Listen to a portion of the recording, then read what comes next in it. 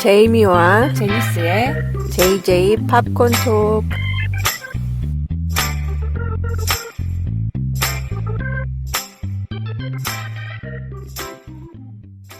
안녕하세요. JJ 팝콘 토크의 제이미입니다. 자, 오늘은 지금 미국에서 상당히 관심을 많이 모으고 있는 그런 작품인데요. 한국에서 소식을 들으셨는지 잘 모르겠는데 슈퍼볼이 열린 주였었는데 2월 5일에 뉴욕 타임스가 제작을 한 다큐멘터리 시리즈가 있거든요.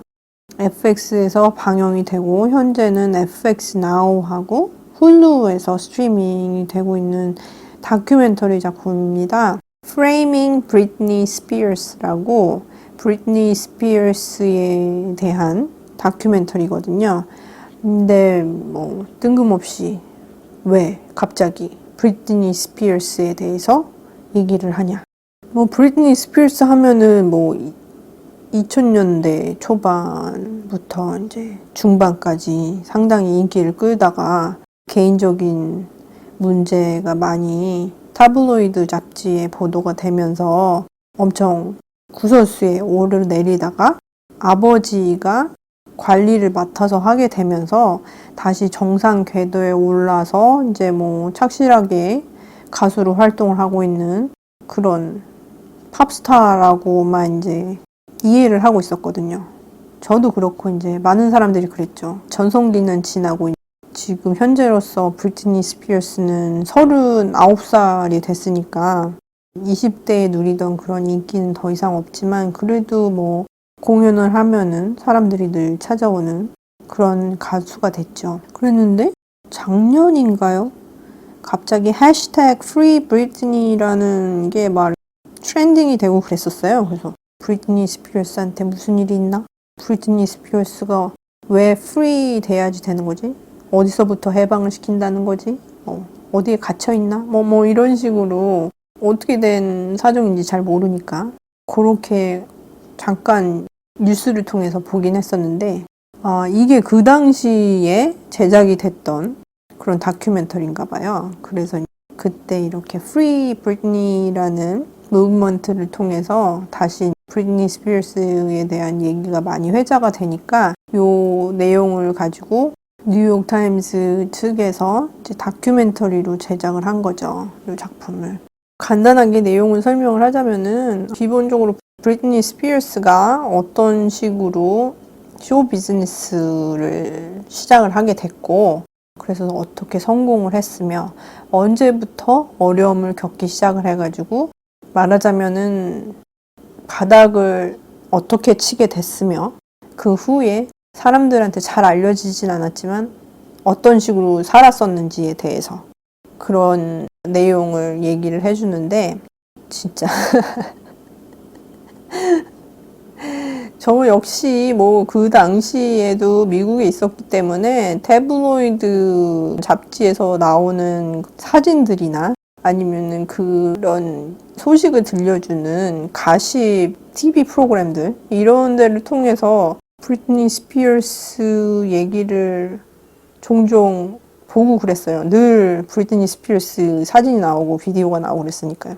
그러면서 야, 참 어떻게 옆에 아무도 없나? 뭐 이런 생각이 들기도 하고 기억나시는 분들이 있을지 모르겠지만 막 이렇게 파파라치들이 맨날 브리트니 스피어스를 쫓아다니고 그랬었는데 한 번은 미용실에 들어가서 머리를 삭발을 해달라고 그랬는데 헤어드레서가 거절을 하니까 본인이 기계를 들어서 삭발을 하는 장면이 다 비디오로도 찍히고 사진으로도 찍히고 그래가지고 정신적인 이상이 있는 거 아니냐 뭐 이런 얘기부터 돌기 시작해서 장난이 아니었었거든요.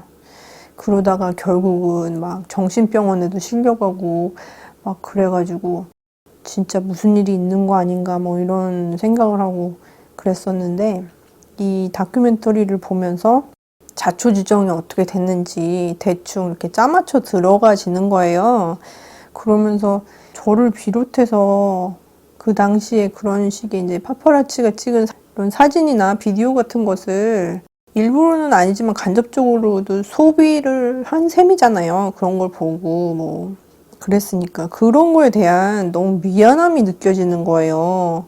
어려움을 겪고 있는 한 여자의 문제로 생각을 하지 않고 그냥 유명인이고 그 사람이 하는 이상 행동으로 생각을 했던 거죠. 그러니까 사람으로서 동정을 하거나 이해를 하기보다는 그런 식으로 생각을 했던 것이 굉장히 미안하게 느껴지더라고요. 이 다큐멘터리를 보면서.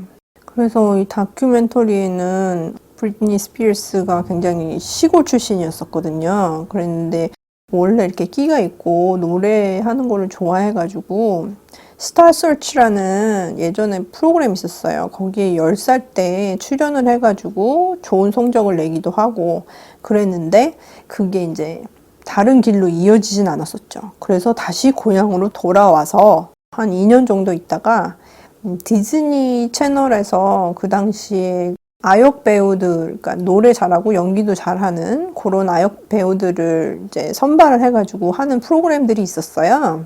그래서 거기에 당시에 이제 저스틴 팀벌레이크, 라이언 가슬링, 크리스티나 아길레라 이렇게 같이 해서 이제 4명이 다 거기 출신이거든요. 브리트니 스피어스까지. 그래서 이제 거기에서 활동을 하면서 조금 얼굴이 알려졌었는데 그러다가 이제 그 프로그램이 끝나면서 또다시 고향에 돌아가게 된 거죠. 그게 다음 출연 작품이나 뭐 아니면은 뭐 다른 앨범 딜이나 이런 쪽으로 연결이 안 돼가지고 다시 고향에 돌아왔었는데 솔로로 데뷔를 할 수 있었던 것은 이제 본인이 계속 노력을 했었기 때문이에요. 뉴욕으로 이주를 해서. 그리고 당시에 그 브리트니 스피어스 말고도 다른 형제가 있었기 때문에 부모님이 같이 올 수가 없었거든요. 그래서 다른 가족의 친구가 되겠죠. 옆에 있으면서 솔로 앨범을 준비하면서 이렇게 성공을 해 나갈 수 있었던 건데 이렇게 성공을 했지만 동시에 인기가 있었던 예를 들어서 이제 저스틴 팀벌레이크가 멤버로 있었던 인싱크나 뭐 이런 경우는 이제 그러니까 보이밴드잖아요. 보이밴드들은 경험하지 못하는 그런 이제 젊은 여자 가수이기 때문에 당하는 그 차별이나 아니면 되게 따가운 시선들이 많았었던 거예요. 이 브리트니 스피어스가 되게 젊고 좀 청순해 보이고 뭐 그런 이미지도 있었지만 뮤직비디오를 보신 분들은 알겠지만 조금 섹시한 면도 강조를 하는 그런 게 있었기 때문에 뭐 너무 섹시한 게 아니냐 뭐 이런 말도 듣고 뭐 하여간 여자이기 때문에 들어야지 되는 얘기가 많았던 거죠. 그래서 그런 식으로 뭐 인터뷰 할 때도 이상한 질문도 많이 받고 그러고 그러는데 이 같은 미디어 쪽에서 브리트니 스피어스를 아주 안 좋게 보기 시작한 그런 터닝 포인트가 있었어요. 뭐냐면은 저스틴 팀벌레이크랑 사귀고 있다가 헤어진 다음에 이게 이제 소문이 난 것이 브리트니 스피어스가 바람을 폈기 때문이다. 뭐 이런 식으로 소문이 나고 그때 마침 저스틴 팀벌레이크가 솔로로 데뷔하는 앨범을 내놓을 때였었는데 거기에다가 정확하게 얘기는 안 했지만 브리트니 스피어스를 비난을 하는 그런 내용의 노래를 넣었지요. Cry Me a River라는 노래를 넣고 그 뮤직비디오를 만드는데 브리트니 스피어스랑 굉장히 비슷하게 생긴 그런 여배우를 고용을 해가지고 보면은 누구든지 무슨 얘기를 하고 싶은지 알 정도로 그렇게 뮤직비디오를 만들었었어요. 그래서 당시에 브리트니 스피어스를 굉장히 유명한 뉴스 앵커 중에 하나인 다이안 소여가 프라임타임이라는 뉴스 매거진에서 인터뷰를 했었거든요. 근데 이 질문이 참 황당해요. 소녀들한테 본을 보여야지 될 사람이 그런 식으로 행동을 하면 어떻게 하냐. 뭐 이런 식으로 꾸짖는 식으로 얘기를 하다가 또 저스틴 팀벌레이크한테 도대체 어떻게 했기에 얘가 이렇게 너무 고통을 겪었다고 얘기를 하고 다니냐. 너 도대체 무슨 짓을 했냐 걔한테. 이런 식으로 비난하는 쪽의 질문을 계속 던지는 거예요. 그리고 가장 황당했던 질문은 뭐였었냐면은 당시에 메릴랜드라는 주의 주지사 부인이 있었거든요. 캔더 앤 리치라는 여자였었는데 이 여자가 한 인터뷰에서 그렇게 얘기를 한 거예요. 자기가 브리트니 스피어스를 총으로 쏠 수 있는 기회가 있다면은 쏘고 싶다고 그렇게 얘기를 한 거예요. 그게 뭡니까? 이거는 진짜 잘못된 발언이고 이런 얘기를 한 사람이 잘못한 건데 다이안 소여가 저널리스트라는 사람이 이거를 예로 들면서 이 얘기를 브리트니 스피어스한테 하면서 소녀들한테 본보기가 돼야지 될 사람이 그렇게 행동을 하니까 이런 식의 발언도 나오는 게 아니냐 이런 식으로 몰아가는 거예요. 그래가지고 결국은 브리트니 스피어스가 인터뷰 도중에 울더라고요. 그런 식으로 계속 궁지에 몰리고 파파라치는 브리트니 스피어스가 가는 데마다 다 쫓아다니고 이거는 뭐 계속 이어졌죠. 나중에 그 케빈 페더라인이라는 남자랑 결혼을 하고 아이를 출산을 한 후에도 계속 이런 식으로 파파라치들한테 쫓겨가지고 다니면서 그렇게 어려움을 많이 겪었었는데 당시에 브리트니 스피어스가 평상시에 다니는 그런 모습을 찍은 사진이 최고 100만 달러를 호가를 했다고 그래요. 그런 사진을 가져오면은 그렇게 샀다고 그래요. 그러니까 아이를 데리고 있는 엄마의 입장으로서 그것도 어린 나이에 아이를 출산했는데 그리고 당시에 산후 우울증까지 있었대요. 그런데 거기에 그렇게 다 큰 남자들이 산적같이 그렇게 등치 큰 남자들이 떼거리로 몰려와가지고 이제 들이대면서 계속 사진을 24시간 쫓아다니면서 찍는 거예요. 그러니 얼마나 힘들었겠어요. 그런 모습을 보면서 다이애나 황태자비도 생각이 나기도 했고 그동안에 미디어에 오르내렸던 과거에 인기 있던 가수나 배우들이 또 생각이 나기도 했었거든요. 그래서 이렇게 어려움을 겪고 지내다가 남편하고 이혼을 하게 되면서 양육권 가지고 서로 소송을 걸게 되죠.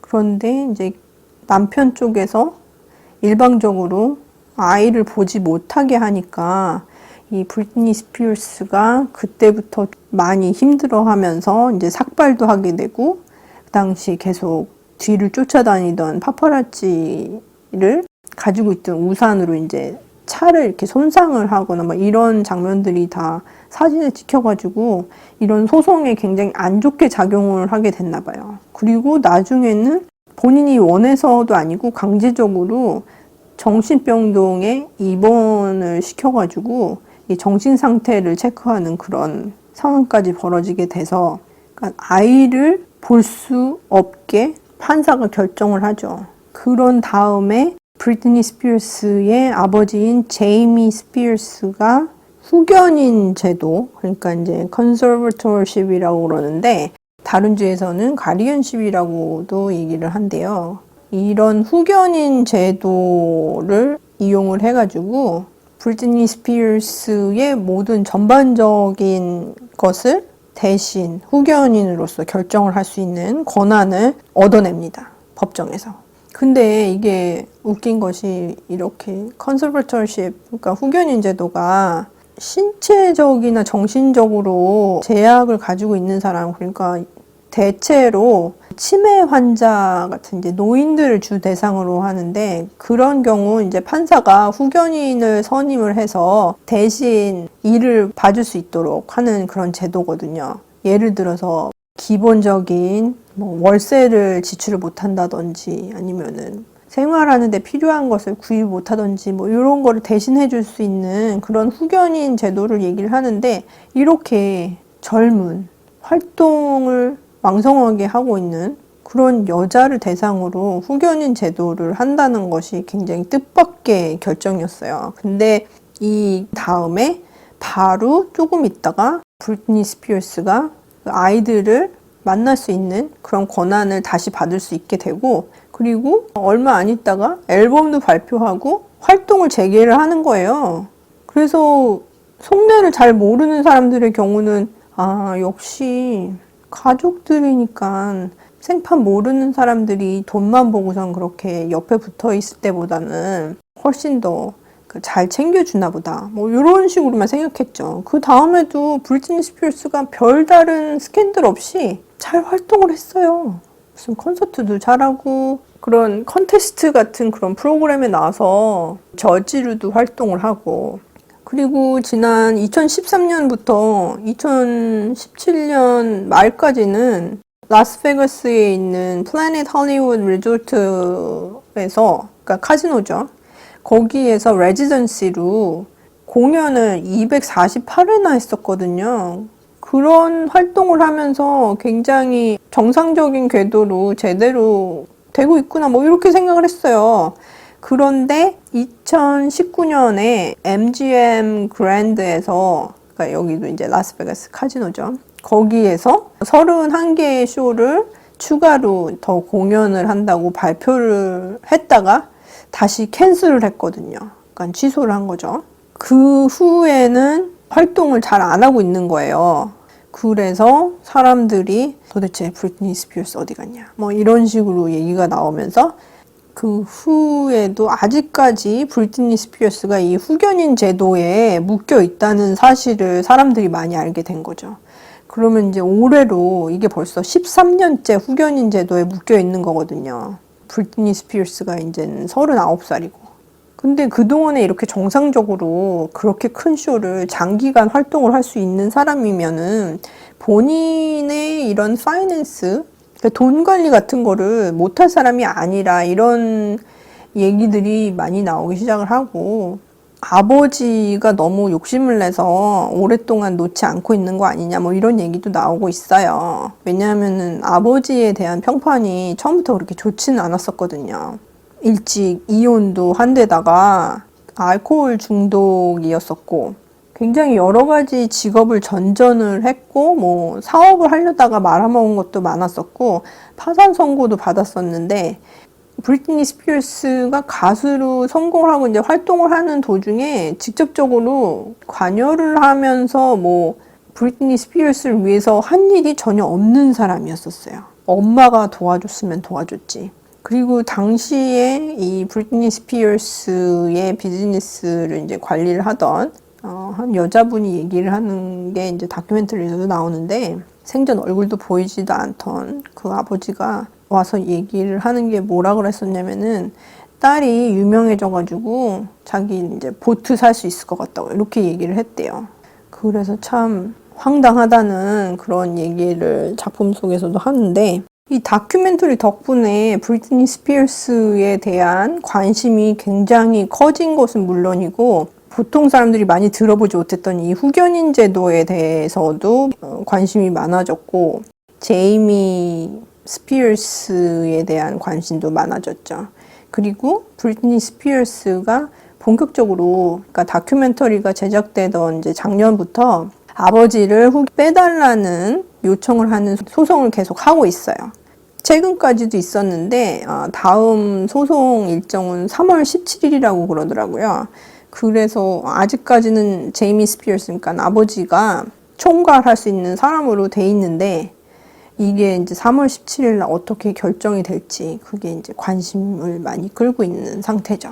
일단 이런 식으로 브리트니 스피어스가 어떤 이런 어려움을 겪었고, 미디어는 물론 주변에 있던 동료들이나 뭐 친구였던 사람들, 그리고 가족한테까지 얼마나 괴롭힘을 당했었는지에 대해서 이제 얘기가 되면서 브리트니 스피어스를 지지하는 사람들이 엄청 많아지고, 특히 다큐멘터리 안에서도 이야기가 나왔던 이제 저스틴 팀벌레이크에 대한 비난이 엄청나게 심해졌어요.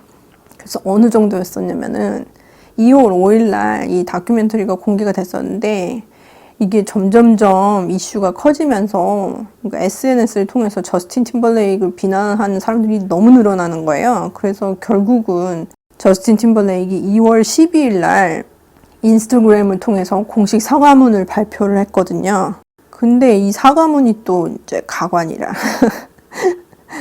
이 사과문을 한번 읽어보면은, 얼핏 보면은 사과를 하는 것 같은데, 제대로 읽어보면 사과가 아니에요. 정확하게 지가 뭐를 잘못을 했는지 얘기를 안 해. 그리고 사회도 비판을 해. 백인 남자가 그렇게 행동할 수 있도록 만들어진 이 사회를 탓한다. 뭐 이런 말도 들어있어요. 뭐지 이거는? 읽으면서 그런 생각을 하는 거죠. 그리고 여기에다가 지가 또 잘못했었던 2004년 슈퍼볼 때 자넷 잭슨하고 공연 중에 있었던 일이 있잖아요. 여기서는 니플게이트라고 그러는데 마지막에 끝날 때 저스틴 팀벌레이크가 자넷 잭슨의 그 의상에다가 손을 대고 이렇게 뜯는 행위를 했었는데 그러면서 이 가슴이 드러났어요. 자넷 잭슨의. 그래서 그 일 때문에 자넷 잭슨은 완전히 매장이 됐었거든요. 엔터테인먼트계에서. 근데 저스틴 팀벌레이크는 멀쩡하게 활동을 했죠. 그리고 2018년에는 슈퍼볼에 다시 초청을 받아서 해프타임에서 공연을 하기도 했어요. 근데 이번 2월 12일 날 발표한 이 사과문에 자넷 잭슨까지 뭉뚱그려가지고 브리트니 스피어스하고 자넷 잭슨한테 미안하다고 이렇게 사과문을 발표를 한 거예요. 근데 확실히 지가 뭘 잘못했는지는 쓰진 않고 그러더라고요. 발표를 한 다음에 반응 당연히 안 좋죠. 너무 늦은 거 아니냐. 이거 네가 쓴 거 맞냐. 누가 써준 거 읽어보지도 않고 낸 거지. 뭐 이러기도 하고 뭘 잘못했는지는 아나? 뭐 이러고 반응이 상당히 안 좋습니다. 그런데 더 웃긴 것은 요런 일이 있은 다음에 자넷 잭슨이 35년 전에 발표했던 컨트롤이라는 앨범이 있어요. 그 앨범이 1위를 한 거예요. 갑자기. 관심이 많아지면서 앨범 차트에서 1위를 한 거지. 그래가지고 자넷 잭슨이 동영상을 찍어서 올렸어요. 선글라스를 끼고 이제 마스크까지 하고선 그러서 올렸는데 팬들한테 고맙다 그러면서 35년이나 된 앨범을 다시 1위에 올려줘가지고 고맙다고 이렇게 감사 인사를 전하는데 저스틴 팀벌레이크 얘기는 하나도 없었어요. 그러니까 완전히 디스를 한 거죠. 그래서 그런 일까지 있었습니다. 근데 생각을 해보세요. 저스틴 팀벌레이크 말하자면은 그룹 활동을 하고 있다가 뭐 물론 그룹 활동을 할 때도 인싱크에서 저스틴 팀벌레이크가 제일 인기가 있긴 했지만 그래도 당시에 솔로로 활동하고 있었던 브리트니 스피어스는 솔로 아티스트로서 인기를 얻고 있었던 거거든요. 그러니까 저스틴 팀벌레이크가 솔로로 데뷔를 할 때 이게 성공할지 못할지는 그거는 뭐 확실히 알 수 없는 상태였었는데 말하자면은 브리트니 스피어스를 욕하면서 그거를 등에 업고 솔로 아티스트로서 성공을 하면서 나가기 시작했다는 거지. 그러니까 여자를 짓밟으면서 시작된 커리어가 2004년에는 역시 여자 아티스트, 그것도 마돈나만큼 강력했던 자넷 잭슨이라는 슈퍼스타를 희생을 하면서 자기 혼자만 살아남고 그거를 딛고 또 20년 동안이나 건재하게 활동을 했던 거죠. 자넷 잭슨은 당시에 어떤 식으로 타격을 입었었냐면은 MTV가 당시에는 엄청난 영향력이 있었는데 이 MTV를 소유하고 있는 바이어컴이라는 회사에서 MTV 내에서 자넷 잭슨의 음악을 절대로 틀지 못하게 했어요. 슈퍼볼 사건 이후로. 그리고 그 해에 있었던 그래미 시상식에서 자넷 잭슨을 초청을 했었는데 이 초청했던 거를 취소를 한 거예요. 이런 식으로 완전히 커리어가 망가졌었어요. 이렇게 망가졌었는데 자넷 잭슨 팬들이나 아니면은 당시에 당했던 일이 불공평하다고 생각했던 그런 사람들은 슈퍼볼 할 때마다 자넷 잭슨에 대한 얘기가 나왔었거든요. 2004년이었으니까 도대체 몇 년 지난 거예요. 매년 그런 얘기가 나왔음에도 불구하고 저스틴 팀벌레이크는 아무 얘기를 안 했었어요. 그러다가 이 브리트니 스피어스에 대한 다큐멘터리 Framing Britney Spears가 나오고 여론이 너무너무 안 좋아지니까 사과문을 발표하면서 뭉뚱그려서 자넷 잭슨까지 이제 사과를 한다고 그렇게 발표를 한 거죠.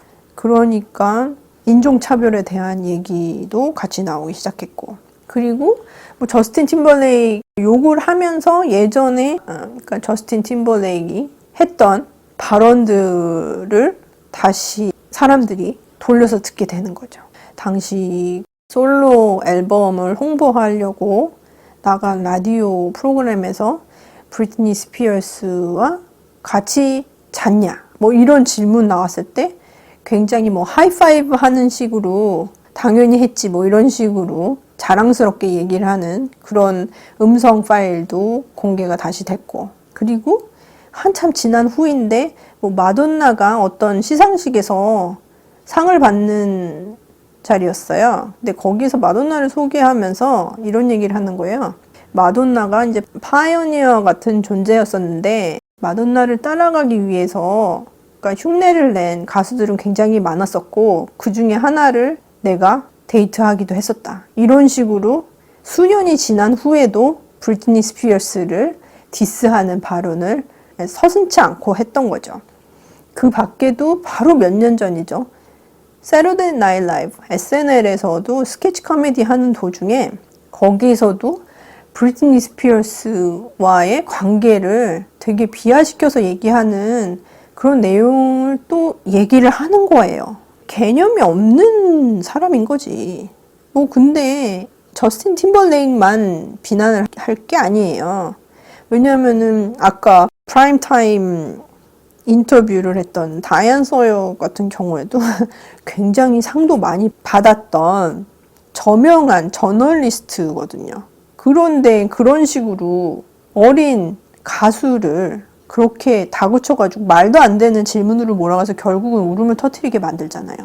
그리고 당시에 막 아이들 잃어버릴까봐 걱정을 하느라고 상태가 안 좋았던 브리트니 스피어스의 얘기를 코미디 프로그램, 뭐 뉴스 프로그램이면 뉴스 프로그램 뭐 굉장히 농담식으로 그렇게 보도하는 게 많았었고 조크를 하면서 넘기는 그런 프로그램들도 상당히 많았었어요. 그 중에 또 하나는 게임쇼 중에서 패밀리 퓨드라는 게 있는데 각각 가족들 두 팀이 나와가지고 앙케이트를 해서 조사한 그러니까 질문에 따른 대답을 맞히는 그런 퀴즈 프로그램인데 거기에서 나온 질문이 당시에 뭐였었냐면 최근에 브리트니 스피어스가 잃어버린 것은 무엇일까요? 이런 질문이었어요.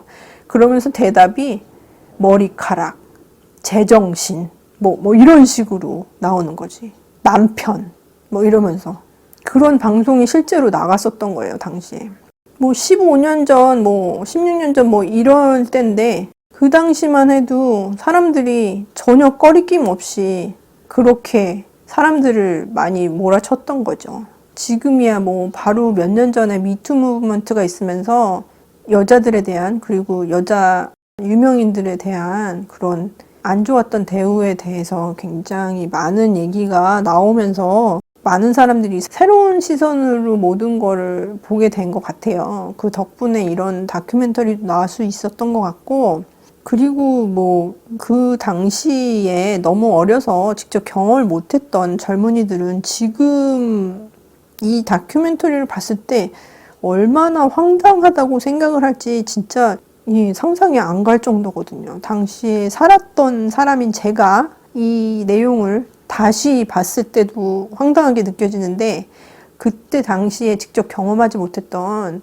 젊고 어린 그런 관객들이 이 다큐멘터리를 본다면은 어떻게 저런 일이 가능했지? 뭐 이런 얘기가 많이 나올 것 같아요. 브리트니 스피어스가 겪었던 일들은 진짜 너무 말도 안 되는 게 많았었어요. 기자들이 진짜 못된 질문도 많이 했었고 그리고 뭐 항상 여자이기 때문에 나이가 어리기 때문에 당하는 그런 일들이 너무 많았었던 거지. 그런데 주변에는 다 얘가 버는 돈을 가져가기 위해서 붙어 있었던 사람들밖에 없었던 거야. 가족까지 마찬가지로. 그래서 너무 외로웠었겠다 막 이런 생각도 하게 되고 그런데 아직까지도 이게 ongoing 하고 있는 거잖아요. 이 후견인 제도에 묶여가지고 브리트니 스피어스는 자산이 6천만 달러가 된다고 그러는데 라스베가스에서 쇼를 하면은 1억 달러 이상을 벌어들일 때도 있고 그러더라고요. 그러니까 그렇게 돈을 많이 버는데도 불구하고 본인은 그 돈을 쓸 수가 없는 거지. 벌어들인 돈에서 1% 정도를 쓸 수가 있나요? 그렇게 얘기가 나왔던 것 같아요. 다큐멘터리에서.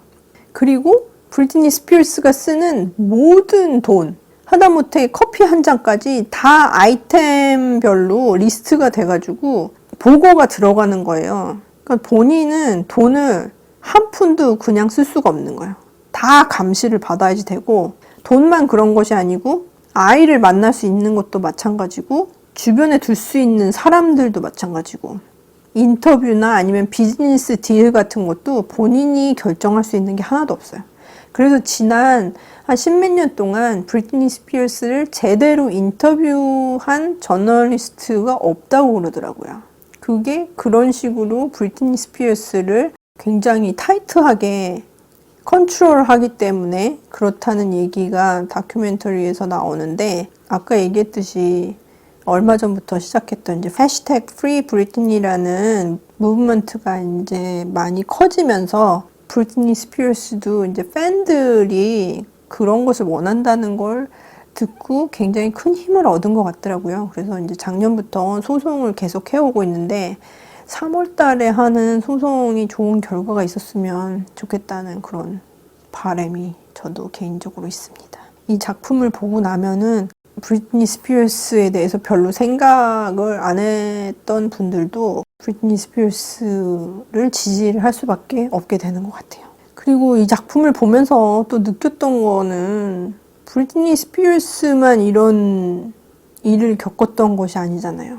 이런 일을 겪었던 유명인들이 또 있잖아요. 린지 로한도 있었고, 패리스 힐튼도 있었고, 자넷 잭슨도 그때 그랬었고, 뭐 다이애나 비도 그랬었죠. 에이미 와인하우스도 있었고, 뭐 그런 생각을 하면서 과연 지금도 이런 식으로 타블로이드나 아니면은 그냥 미디어로부터 공격을 받거나 뭐 안 좋은 식으로 보도가 되는 유명인들이 있지 않을까 생각을 해보니까 빌리 아일리시하고 테일러 스위프트가 딱 생각이 나더라고요. 테일러 스위프트는 약간 뜸해지긴 했지만 한동안 뭐 누구 사귀냐 뭐 이런 얘기 때문에 항상 뭐 태블로이드 잡지에 오르내리고 막 이랬었는데, 지금은 본인이 불렀던 노래들을 판권을 가지고 있지 못해서 다시 재녹음시키는 그런 일 때문에 또 주목을 받고 있죠. 그리고 빌리 아일리시 경우에는 집 앞에 잠깐 탱탑 입고선 나온 걸 갖다가 이런 몸매를 원래 공연할 때 입고 다니는 그 벙벙한 옷으로 가렸었다 그러면서 그 사진 때문에 아주 또 난리가 났었잖아요. 근데 이 빌리 아일리시도 굉장히 어린 나이의 소녀인데, 아니 그 어린 소녀의 몸매를 왜 어른들이 그렇게 관심을 갖는지 모르겠어요. 그러면 안 되지. 잘못된 거 아닙니까? 재능 있는 아티스트인데 그런 식으로 스트레스를 받는 걸 보면은 또 다른 브리트니 스피어스가 나올 것 같다는 그런 생각도 들기도 하고, 그래서 시겁합니다. 지난 몇 년 동안 여러 가지로 이제 피해를 입었었던 피해 여성들이 공개를 하기 시작하면서 별별 얘기들이 다 나왔었잖아요. 그러면서 피해자들이 솔직하게 얘기를 할 수 있는 분위기가 된 것도 좋고, 그리고 피해를 줬던 사람들이 책임을 지게 되고 거기에 따른 처벌이나 이런 거를 받을 수 있게 돼서 굉장히 좋긴 한데, 아직까지도 별 생각 없이 이런 유명인들의 얘기를 가십처럼 해서 이제 소비하는 그런 문화는 세계적으로 다 비슷한 것 같아요. 그러니까 이 작품을 보실 수 있으신 분들은 뭐 물론 한국에서 지금 보시기는 좀 힘들 거예요. FX 나우나 훌루가 한국에 들어가 있는 것 같지는 않으니까. 하지만 솔직히 말씀드리면은 이 작품은 사람들이 관심이 많아서 그런지 유튜브에 항상 올라와 있거든요. 누군가가 올려놨더라고요. 한국말 자막이 없긴 하지만 영어를 이해하실 수 있는 분들은 그런 식으로라도 보실 수 있으니 이거를 한번 보시고, 현재의 상황이 과거와 그렇게 달라지지 않았다 뭐 이런 생각도 하실 수 있을 것 같아요, 보시면서. 그리고 새로운 눈으로 유명인들을 보실 수 있는 그런 기회가 될 수 있을 것 같기도 하고, 유명인이 아니라 그냥 한 사람의 인간으로 볼 수 있게 해주는 그런 작품인 것 같아요. 그래서 저는 보면서 많은 것을 느낄 수 있는 그런 작품이 아니었나 생각합니다. 하지만 그렇다고 해서 이게 이제 다큐멘터리로서 완벽한 그런 작품이라고는 말씀을 못 드리겠어요. 그래서 제가 이제 팝콘 지수를 4점 만점에서 3점을 줬는데, 이게 이제 3.5나 4가 아닌 이유는 뉴욕타임즈가 이 다큐멘터리를 제작을 했지만 뉴욕타임즈로서의 역할을 충분히 하지는 못한 작품이라는 생각이 들었거든요. 그래서 물론 이게 그러니까 현실적인 상황에 따라서 가능하지 못했기 때문에 이게 완벽한 다큐멘터리가 되지는 못했을 거예요. 왜냐하면은 지금 브리트니 스피어스하고 제이미 스피어스 사이에 있는 소송 문제가 ongoing 하고 있는, 지금 진행되고 있는 소송이기 때문에 뭐 재판의 내용이나 아니면은 브리트니 스피어스의 이제 메디컬 레코드, 그러니까 이제 진단서 내용이죠. 그 진단서 내용 같은 거를 공개를 안 해서 받을 수가 없거든요. 그리고 지금 모든 것을 다 브리트니 스피어스의 아버지가 컨트롤하고 있는 상태이기 때문에 브리트니 스피어스나 아니면은 관련된 가족들 아니면 다른 관계자들한테 인터뷰 요청을 했어도 다 거절을 당했고, 브리트니 스피어스가 진짜로 인터뷰 요청을 한 그 내용 자체를 연락을 받았는지조차 확인을 할 수가 없다는 거예요. 그래서 이제 당사자의 얘기를 듣지 못한 거와, 그리고 뭐 가장 가까운 가족들이나 친구들, 뭐 요런 남자친구나 요런 사람들과 인터뷰를 할 수 없었던 점을 볼 때 다큐멘터리가 완벽하게 만들어진 거라고는 볼 수가 없겠죠. 그러니까 주변 사람이나 예전에 알았던 사람이나 아니면은 다들 알 수 있는 그런 미디어에 공개된 내용만 가지고 만들었기 때문에 이 다큐멘터리를 보면서 뭐 정확한 자료를 볼 수 있는 것은 아니어서 사실에 입각한 얘기보다는 약간은 이제 감정적인 내용을 많이 다뤘다는 것이 조금은 문제가 되지 않나, 이런 생각도 해봅니다. 특히 만든 사람들이 뉴욕타임즈니까 그게 조금 더 문제가 되지 않나, 이런 생각도 해봐요. 하여간 그래도 이 다큐멘터리는 한번 꼭 보실 만한 작품이라고 생각이 듭니다. 기회가 되신다면 꼭 보시기 바랍니다. Framing Britney Spears에 대해서 말씀을 드렸고, 팝콘 지수는 4점 만점에서 3점입니다. 저희 JJ 팝콘 토크 팟캐스트는 사운드 클라우드와 애플 팟캐스트, 그리고 네이버의 오디오 클립, 유튜브에서 청취를 하실 수 있고요. 저희 팟캐스트를 후원하고 싶으신 분들은 페이트리언에 가셔서 멤버로 등록하시면 저희를 후원해 주실 수 있습니다. 그리고 업데이트가 되는 내용들은 인스타그램을 통해서 알려드리고 있는데요. 인스타그램 핸들은 jj_popcorn_talk입니다. 이 인스타그램을 통해서 저희 에피소드가 업데이트 되는 내용을 계속 올리고 있고요. 이외에도 영화 관련된 소식들을 가끔 전해드리고 있습니다. 여기에 댓글을 통해서 에피소드에 대한 의견이나 아이디어를 주시고 싶으신 분들은 연락을 주실 수 있고요. 그리고 뭐 간단하게 저희한테 인사를 남기고 싶으신 분들도 인스타그램을 통해서 연락을 주시면 감사하겠습니다. 오랜 시간 동안 들어주셔서 감사하고요. 건강하고 행복하세요. 감사합니다.